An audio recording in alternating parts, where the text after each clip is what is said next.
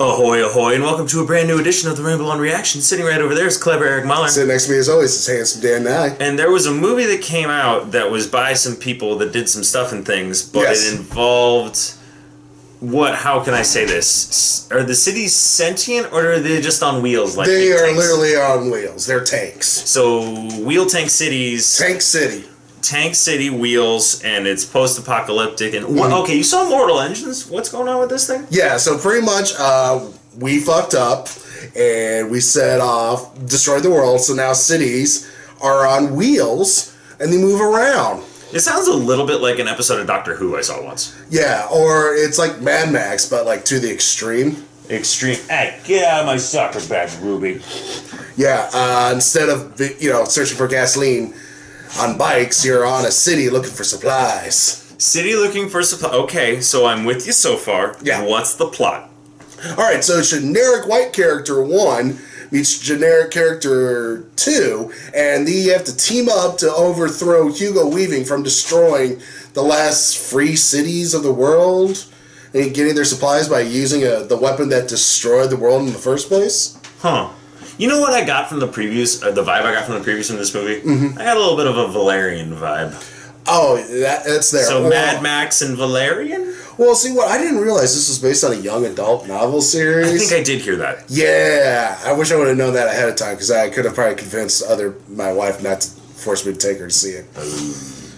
Go on. It is not good, folks. Let me tell you this. I mean, first, it looks pretty. It is a pretty looking film. I will argue that. And there's some great supporting characters. There's a badass sky captain pirate. She's pretty cool, with a dreadlocked lover.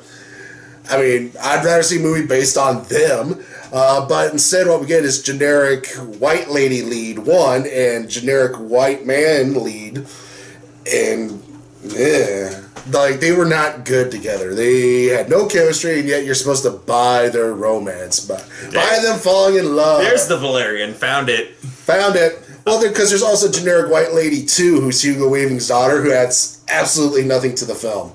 Like, she's in scenes, I'm like, wait, why are you here? Was this Peter Jackson directed or produced? Produced and wrote. Yeah, someone else directed, and yeah, it's not great, let me tell you. I mean, there's also a lot of logic. First off, gaps, and also, here's another thing. You easily could have cut 30 minutes out of this film. Oh, yeah? How long was it? About 2 hours and 30 minutes. Ooh! Yeah. And there's also... That could be a slog. Yeah, and there's also, like I said, with the logic, there's also, like, somehow recreate the Martha scene from Batman v Superman unintentionally. Oh, no! Yeah. Why? That's the thing that happens in this film. I was, like, sitting there going, wait a minute. Oh, no. No, they're doing it! Why'd you say that name? And there's green lighting again! Why'd you say that name? Martha! We made the dog involuntarily sneeze to Martha. Martha! Even Eric's dog knows that's not a thing that you should be striving for. I mean, it's one of these films where, like, it's an interesting concept, and it would have been great if they actually did world building. Instead, they literally put you in the middle of it. It's like, oh, here comes London on wheels, overtaking this town. That can work. I feel like this is the thing. That can work if the story supports it, and then you kind of learn as you, like... A movie that did great with that was Midnight Special. Yes. Midnight Special throws you in almost after the inciting incident. Right, but you have good actors who can relay a good story. A good story who can relay that exposition. Here, like you have... seamlessly. Right, literally, you have generic white people going at one point, okay, let's share our sad stories. And you're just staring at all the seams. There's a difference. I like this spectrum, though. My favorite is literally, they go... White generic male lead gives his sad story, then generic white female lead 1 goes, no, I'm not going to share my sad story. 30 minutes later, here's my sad story. That's kind of like, there's a difference between something like Midnight Special where it's seamless and you're like, if you're paying attention, like 4 or 5 sentences done by 2 or 3 different characters, you're going to know everything. And that's great. And then something like Rampage where it's so ridiculous and they're not even shying away from it, where it's like, we're gonna have this cool scene where we're on the wing of a crashed plane, and now we're gonna get all our backstories. That movie knows 100%. Oh yeah, it knows what it is. This one is somewhere does not know. Right in the middle. It does not know. And it's like you got to pick one or the other. Like it's got to be in there intrinsically, and the audience is smart enough to catch it, or you got to throw everything. Be like, here's exposition. We're just gonna go. Here it is. You learn it. You got it. All right, let's move on. Yeah, like there's no happy medium now. Yeah, this one Okay, so that you said it was very pretty. You said the story was nah. You said the acting was pretty outside of the characters I like. And Hugo Weaving. It's Hugo Weaving. That guy just. I love how like the first 30 minutes he tried to build it up to like, oh no, he's the bad guy. Where you're like, the trailer's already spoiling it, and also it's Hugo Weaving. Yeah, Hugo Weaving doesn't often play a good guy like. Right, unless it's Lord of the Rings.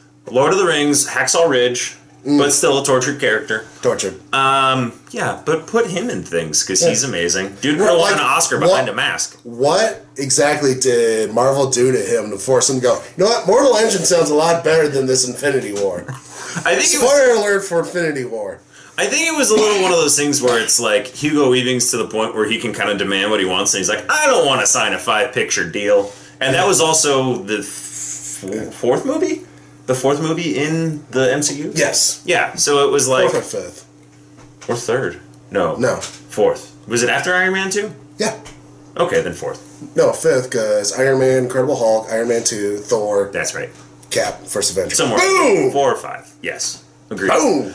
So yeah, anything else to say about mortal engines? Were the engines mortal? Could they die? No, that's the other thing. They don't even explain the title. No one even goes like, look at these engines, they're mortal. Or... we are just mere mortals driving on our own engines. Like, nothing like that to try to justify the title. It might have been the title of the book. Maybe it is the title of the book. Maybe it's in the actual book they actually have sense. A better explanation. Right, but in this movie, there's none. Okay, so there's... Martha engines. Would it have been better if it was like, Cityscape Demolition 2000? Okay, better title. Don't see this movie and save your money. Okay, granted on that note. D+. I mean, it is not good. Clunker. And like, when you think it's going to be entertaining, it is not entertaining. Mm-hmm. So, hate watch maybe when it comes to streaming. But yeah, see it on streaming, definitely. Yeah. If you want to try to prove me wrong, but come at me. Come at him. Handsome_cheese. So, Mortal Engines. Clever Eric's thought. As always, like, comment, subscribe, share. Let us know what you thought. If you really enjoyed it, tell us why. Because I'm intrigued. Yeah, this is the thing I like, where it's like you got to kind of explain it to me, and I'll try to equate it in some way. But if you liked it, tell us and tell us why, and have a conversation. We're not. My wife loves bad movies. She did not like this movie. Ooh. Boom. We'll get to more of the First Lady rambles eventually, and there will be more inclusions. We've had requests to put a mic in our crowd, so to speak. So live mic it. Live mic our 2 studio audiences when we record here. But yeah, Clever Eric Muller's thoughts on Mortal Engines. Handsome Dan listening to my thoughts. I do that sometimes. I appreciate it. Yeah, thanks. I think it's about it. Ramble on. Bye-bye.